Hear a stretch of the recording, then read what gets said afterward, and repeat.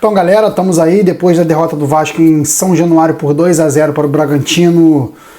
Uma derrota que escancara muitos problemas que não são surpresas, né, para a torcida do Vasco. Uma derrota que quebra a invencibilidade do Vasco, que vinha desde novembro do ano passado, se eu não me engano, de uns bons jogos sem perder em São Januário. E é a 7ª derrota do Vasco no Campeonato Brasileiro em 11 rodadas. E o alerta vermelho do rebaixamento já está mais do que ligado nesse time, porque dificilmente o Vasco vai parar para o Mundial fora da zona de rebaixamento, já que a próxima rodada é contra o São Paulo no Morumbi. E eu não tenho expectativa desse time conseguir arrancar ponto do São Paulo no Morumbi, porque se em casa não consegue vencer o Bragantino, que é uma boa equipe, não vou dizer que o Bragantino é uma equipe mais ou menos, mediana, é uma boa equipe sim, mas em casa o Vasco era para se impor e não se impôs. Vou falar aqui dessa perspectiva do Vasco até o Mundial, vou falar da partida de hoje principalmente, que o Vasco mais uma vez falhou defensivamente, de forma bizonha. E depois que você se inscrever, deixar o like, compartilhar aí essa live com a galera dizendo que o pós-jogo do Expresso já está no ar. Então, galera, Vasco hoje fez uma partida em São Januário que, diferente das últimas vitórias em São Januário por 3-0, que o Vasco abriu o placar logo no início, dessa vez o efeito foi inverso. O Vasco toma o gol a 1 minuto e meio de jogo, numa jogada trabalhada, ensaiada por todas as equipes do futebol brasileiro, todas as equipes do futebol mundial. Essa bola desviada no primeiro pau, para alguém chegar no meio da área e finalizar, e o Vasco caiu nessa jogada. Uma jogada facilmente marcável, só você pegar o atacante, um dos jogadores ofensivos mais altos, botar no primeiro pau e acabar com essa jogada. O Vasco não conseguiu fazer isso, um gol de time amador, um gol amador que o Vasco toma 1 minuto e meio, que compromete todo o trabalho, óbvio, do Vasco hoje, porque é uma equipe que emocionalmente é uma equipe abalada, não tem como dizer qualquer outra coisa. Mas até que o Vasco conseguiu, por incrível que pareça, ter o controle do jogo de alguma forma. Foi entrando no jogo aos poucos, já que o Bragantino, como fez o gol muito cedo, também se retraiu um pouco para tentar ali achar espaços no contra-ataque. Deu espaço para o Vasco. E o Vasco teve N chances aí de fazer o gol de empate. E depois, num contra-ataque armado muito bem. Na verdade, não foi nem jogada de contra-ataque o segundo gol do Bragantino. Foi uma jogada que o Piton marca andando para trás, o jogador do Bragantino cruzando o peito do Isidro Pita, e ele vira num voleio lindo na marcação do João Vitor, que mais uma vez erra numa bola aérea. Por que erra na bola aérea? Porque ele marca a bola. Isso é tão básico no futebol. Quando a bola está cruzada na área e o atacante está sozinho, você não marca a bola, você cola no atacante. Quantas vezes o Verratti foi marcado assim pela defesa do Bragantino? N vezes. E o João Vitor não conseguiu fazer isso, e o Bragantino faz o segundo gol praticamente ali, dá números finais, porque assim, o Vasco é uma equipe que não pode jogar atrás no placar, porque já é uma equipe cansada quando está vencendo, já é uma equipe que cansa facilmente quando está vencendo. Tendo que correr atrás do resultado, fica tudo muito mais difícil. Mas por incrível que pareça, foi até injusto o 2-0 no primeiro tempo. O Vasco teve chances ali com o Verratti, o Vasco teve chances com o Ryan, teve chances com o Felipe Coutinho. O Vasco empilhou chances no primeiro, Nuno Moreira teve chances, o Vasco empilhou chances no primeiro tempo para tentar pelo menos diminuir. Mas infelizmente não conseguiu. E isso cobra um preço para o Vasco muito alto. Qualquer outra equipe no segundo tempo aí do futebol brasileiro teria ido para cima, tentado pelo menos diminuir, ou teria até diminuído.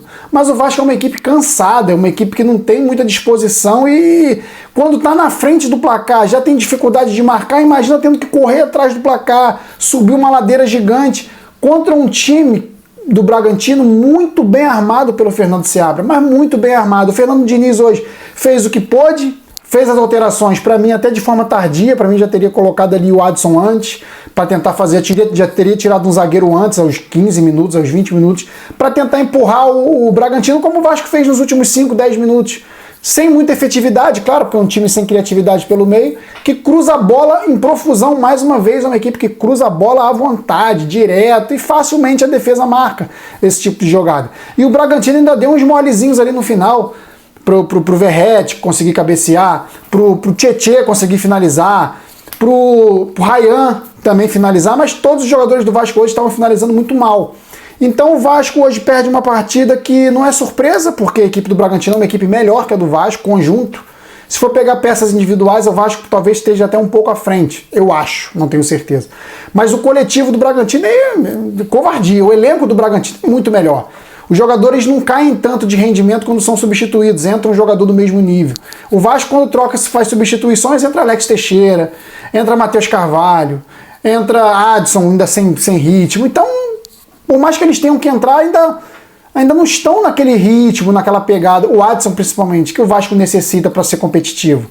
Então o que eu falo a respeito de todo esse contexto? O Vasco perde uma partida para uma equipe que é mais forte coletivamente que ela, uma ducha de água fria para uma equipe que queria sair da zona de rebaixamento, ou pelo menos ter um respiro até a parada da Copa do Mundo de Clubes, e não estar na zona de rebaixamento nessa parada, que seria trágico para o Vasco. Mas eu acho que todos os caminhos levam ao Vasco estar na zona de rebaixamento durante a parada, o que é desesperador para o torcedor. Ver os 3 rivais jogando no Mundial e estando na zona de rebaixamento do Campeonato Brasileiro seria, assim, um mês horrível, péssimo para o Vasco. Mas é o que tá com uma possibilidade muito alta de acontecer. É muito triste, mais uma vez, a gente ter esse tipo de diagnóstico do Vasco. Mais uma vez o Vasco vai brigar, eu já tinha falado isso, briga para ficar na primeira divisão. O Vasco não briga por Copa Sul-Americana nenhuma, por nenhuma competição sul-americana, melhor dizendo.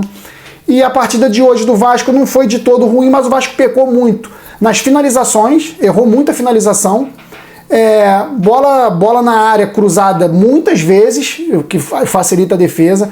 O Vasco teve 20 finalizações, apenas 5 no gol, e essas no gol não foram absurdamente perigosas. O Vasco chegou a botar uma bola no travessão no primeiro tempo, depois do goleiro desviar. Mas na defesa não pode cometer as falhas e as bobeiras que tem cometido, as saídas de bola lentas. Então o Vasco hoje ainda demonstrou muita insegurança na defesa. Eu acho que o João Vitor teria que ter um descanso, eu acho que teria que tirar o João Vitor do time titular. Vem o Maurício Lemos, bota o Maurício Lemos no lugar dele, é um cara mais experiente. Para mim a zaga teria que ser Maurício Lemos e Lucas Freitas nesse momento. O João Vitor não está bem nesse momento, está errando demais. O gol contra o Fluminense não apaga as falhas que ele vem tendo, erros de posicionamento que ele vem tendo nos últimos jogos. Então eu daria um descanso para o João Vitor, tentaria entrar com o Maurício Lemos agora como titular, para justificar também a contratação. Então, o que eu digo, cara? O Vasco provavelmente não vai conseguir tirar a ponta do São Paulo, eu não acredito, eu sendo bem sincero, não acho que o Vasco consegue tirar a ponta do São Paulo no Morumbi. Vai parar vai parar para o Mundial de Clubes um mês, estando na zona de rebaixamento. Aí é que mora o problema, porque todo mundo vai ficar na expectativa do Fernando Diniz em um mês. Cara, o Fernando Diniz em um mês vai ter praticamente os mesmos jogadores. Eu só penso numa coisa: pro Vasco sair dessa situação de hoje, tem que chegar uns 5 bonecos aí. Tem que chegar 2 pontas, tem que chegar um volante que sabe jogar. E não é para compor elenco não, tá? É para ser titular. É nível Brian Rodrigues, é nível Cuejá pro meio campo, pra sair jogando como primeiro volante. Jogadores que chegam para ser titular. Não é jogador para chegar e compor elenco, porque o Vasco tem um monte desses lá. Então, se não chegar uns bonecos aí diferentes, que tenham qualidade, que cheguem para ser titular na parada do Mundial, o Fernando Diniz não é mágico. Ele não vai fazer o Matheus Carvalho sair jogando bem, ele não vai fazer o Hugo Moura sair jogando bem, ele não vai fazer o João Vitor ter confiança, porque o João Vitor não é nem falta de confiança, na verdade. O João Vitor ele erra por excesso de confiança. E ele é meio perdido em bola aérea. O zagueiro não pode ser perdido em bola aérea. Ele não vai fazer o João Vitor aprender a jogar bola, ele não vai fazer o Léo Jardim aprender a sair do gol, ele não vai fazer o Paulo Henrique aprender a ser regular, ele não vai fazer o Piton aprender a marcar, ele não vai conseguir fazer milagre. Ele não vai conseguir fazer milagre. Se não chegar uns bonecos para brigarem para ser titular ou chegarem para ser titular nesse time, o Vasco vai continuar patinando e vai brigar até o fim, no limite, para não ser rebaixado. E essas Copas é questão de tempo o Vasco ser eliminado. Ouviu o repórter perguntando pro Verratti no final do jogo que o Vasco conseguiu o objetivo nas Copas e no Brasileirão perde 7 vezes em 11. O que está acontecendo? Não conseguiu os objetivos em Copa. O objetivo em Copas era estar nas oitavas de final na Copa do Brasil e estar nas oitavas de final na Sul-Americana. O Vasco na Sul-Americana não está nas oitavas de final. O Vasco vai pegar um play-off contra um adversário fortíssimo que é o Independente Del Valle. Então, a pergunta teria que ser feita diferente. Seria que o Vasco consegue classificação na Copa do Brasil para as oitavas e vai para um play-off na Sul-Americana. O Vasco não classificou na Sul-Americana. É isso que tem que entrar na cabeça do torcedor. E no Brasileirão vai ser drama até o fim, porque esse time do Vasco, eu acho que não desse daí que está aí hoje, não tem de onde tirar futebol. Eu acho que o Fernando Diniz não é milagreiro. Ele tenta, o Vasco com a bola no pé até consegue criar, como criou hoje, perdeu muita oportunidade, mas continua cruzando muita bola, não é por aí. E o Vasco na defesa continua com muita falha, muito buraco na defesa. Continua com zagueiros inseguros. O Vasco não tem um xerifão ali atrás. Não sei se vai ser o Maurício Lemos, não sei se vai ter que ser contratado um zagueiro. Eu acho que teria que ser contratado um zagueiro para ser titular. Então essas lacunas do elenco do Vasco, se não forem preenchidas, o Vasco não vai voltar do Mundial voando. Não vai. Mais uma vez, se não chegar um zagueiraço para ser titular, se não chegar um volante para ser titular, se não chegar 2 pontas para serem titulares e brigarem com o Adson, brigarem com o Ryan, que talvez seja negociado também nessa janela, para brigarem com o David, que vai voltar, ainda fora de ritmo, ainda voltando de lesão, se não chegar esses caras aí, 4 reforços para serem titular, o Fernando Diniz não vai fazer milagre. Esquece isso. Esquece milagre de Fernando Diniz, que ele não é esse cara que vai fazer isso, não.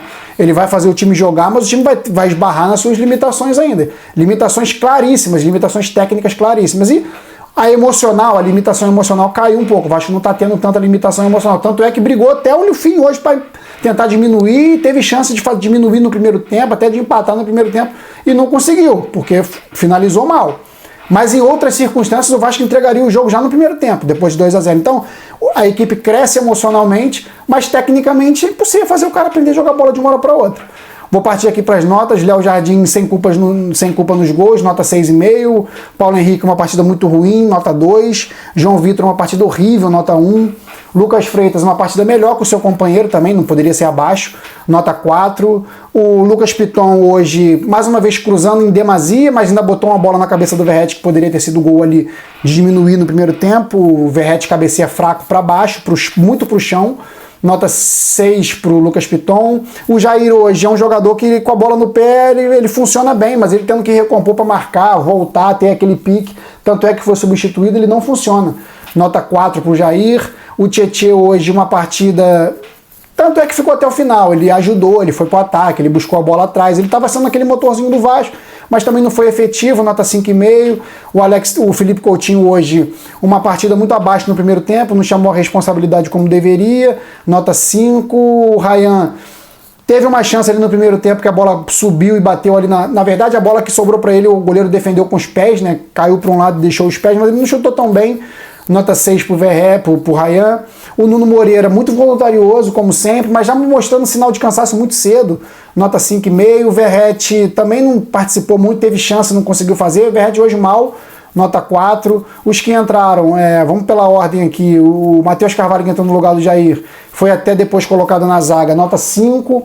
O Adson, que entrou ali para tentar empurrar um pouco o Bragantino para trás, não conseguiu muita coisa, 1 contra 1 dele ainda está muito fraco, nota 5. Puma Rodrigues também hoje entrou pouco, fez, vou deixar sem nota. O Alex Teixeira ainda deu uma cabeçada boa ali no final no cruzamento do Adson, nota 5. E o Lloyd Augusto também vou deixar sem nota, porque já entrou muito em cima já depois dos 45, não teve muito o que mostrar. E o Fernando Diniz, cara, ele faz o que pode, o time com a bola no pé a gente vê que joga.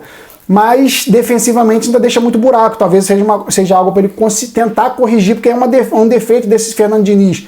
Fernando Diniz do Fluminense, Fernando Diniz do Cruzeiro, Fernando Diniz do São Paulo. Os sistemas defensivos dele, se não tiver a bola, se não conseguir ter o domínio, deixa muito espaço para o adversário atacar.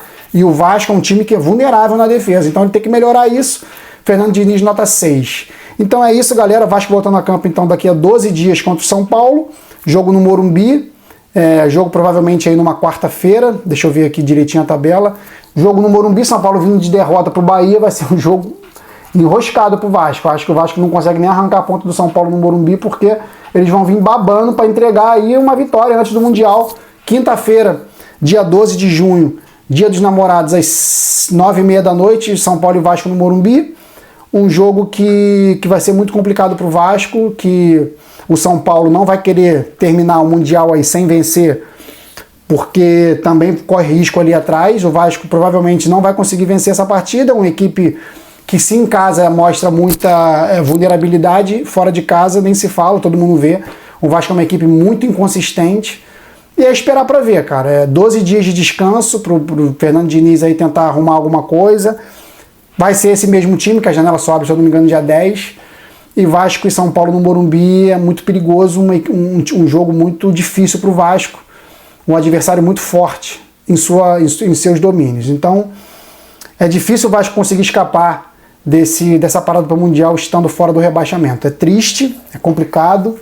Parece que a gente no Vasco, as pessoas no Vasco normalizaram a derrota. Isso era para parar tudo, para botar jogador encostado, mas não vai acontecer. O Vasco vai manter o que tem. Então, parece que é uma equipe sem comando e normalizar o absurdo já virou regra no Vasco. A gente está normalizando o absurdo. A torcida já nem tem tanta força para vaiar assim, vaiou hoje timidamente no final do jogo, até porque boa parte já tinha ido embora. Mas hoje teve 14 mil em São Januário. O Vasco aos poucos está perdendo também o apoio da sua torcida. A torcida não vai deixar de ir, mas cada vez vai menos. Daqui a pouco vai ser 14, daqui a pouco vai ser 10, daqui a pouco vai ser 8, daqui a pouco o Vasco está mandando jogo para 3 mil pessoas. E é isso que a diretoria quer? Buscar reforços aí nessa janela, senão o Vasco realmente vai ser muito difícil escapar do rebaixamento. É isso, galera. Valeu, saudações vascaínas sempre. Fui.